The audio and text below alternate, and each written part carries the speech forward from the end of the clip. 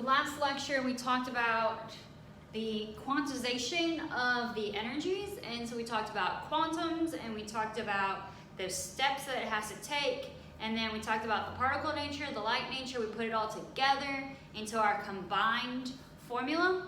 And so I kind of talked about what happens when energy is emitted or absorbed, but we didn't really go into depth about that. So now we're going to go into depth about it. But before we can go talking about emission and absorption specifically, we need to talk about some key terms.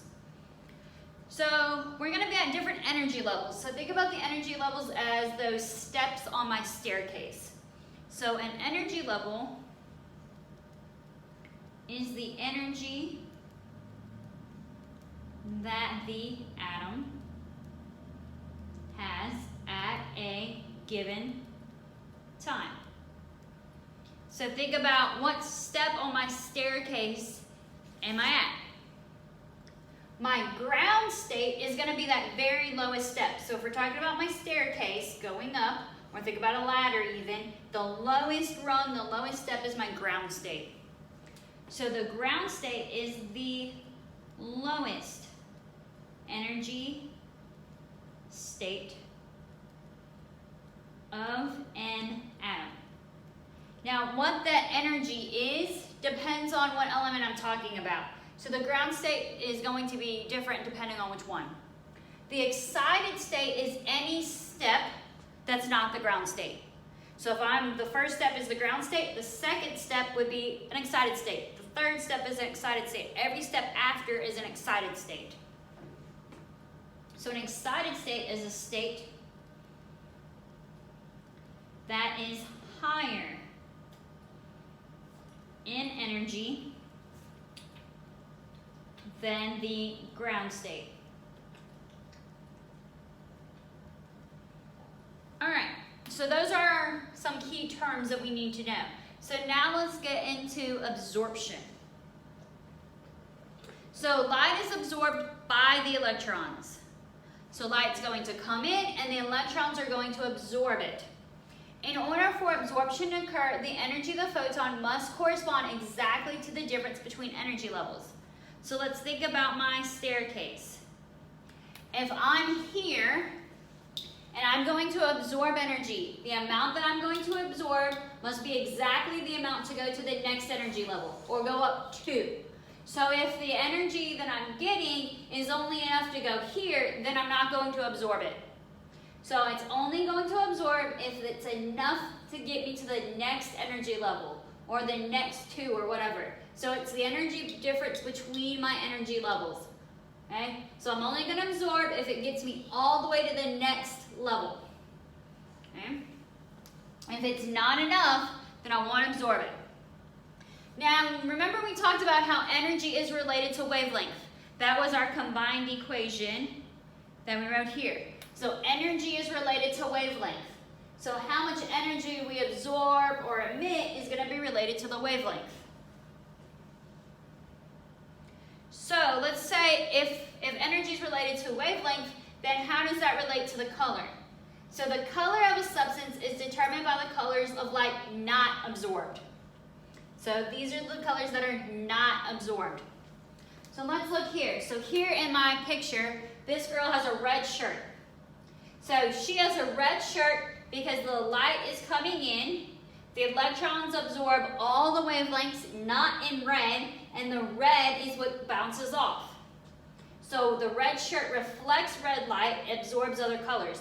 So think about this. The light comes, it hits the shirt, it bounces off, and this red light that bounces off is what hits our eyes.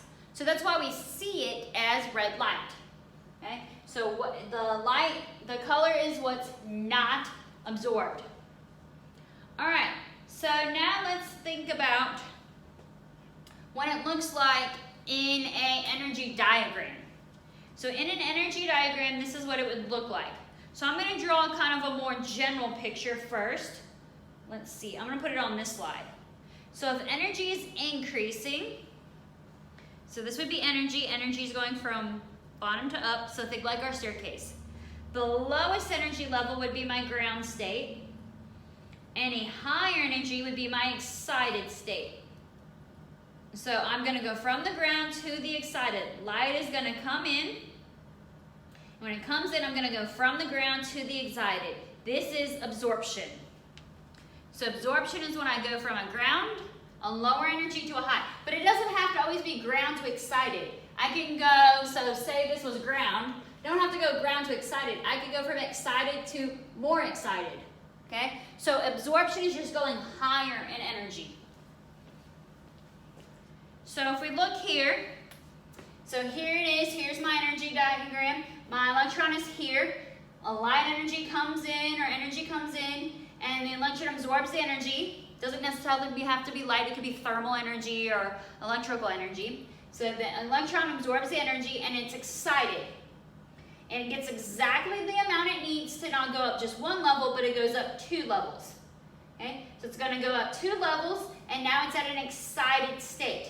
Now we number our levels, n equals 1, n equals 2, n equals 3, just so I can count how far I go. And the difference in my steps are not always equal. So when we think about a staircase, we think the steps are all nice and even, but here they're not. It's not necessarily going to mean that this is always the same energy difference. Like this would be 50 joules, this would be 50 joules, this would be 50 joules. Okay? And how much it is, you don't have to know that right now. Okay? All you need to know is that this is the ground, and then it goes up excited, and for it to go all the way up here, it has to absorb that exact amount. Okay? So that's absorption. So now let's talk about emission. So if this was my absorption picture, you can draw it on this slide if you want, but I just want to put it on this slide so you can see the difference. Energy still increases upward, but in this case, I'm at my excited state, and I'm going to go down. I can either go all the way to ground, or I can go lower. So as an electron, I'm at the excited, I'm going to release energy to the ground. And so when I release energy, this energy is going to be released in the form of light. Now, when I say it's released in the form of light, it could be light we can see or light that we can't see. Depends on that electromagnetic spectrum. Does it fall into the visible light spectrum, the light that's released? Oop, went the wrong way. So let's look here. So I'm here, and I drop down. In my diagram, we went all the way back to ground. Remember, you just have to go down. So I go down in energy. I could go 1 level down from excited to excited, or I could go excited to ground, okay? When I go from here to here, the amount of energy in this gap is the amount of energy that's going to be released. So the light is emitted as the electron falls back down to a lower energy level, okay? And so if I know this energy, I can use that equation to calculate the wavelength of the light to figure out what color or what type of light it is. All right, so let's talk about light emission. So energy is absorbed in some form. So I'm going to absorb my energy, thermal energy, electrical energy. Energy is absorbed in some form, but it's going to always be released as light. So energy is absorbed in some form, but emitted as light.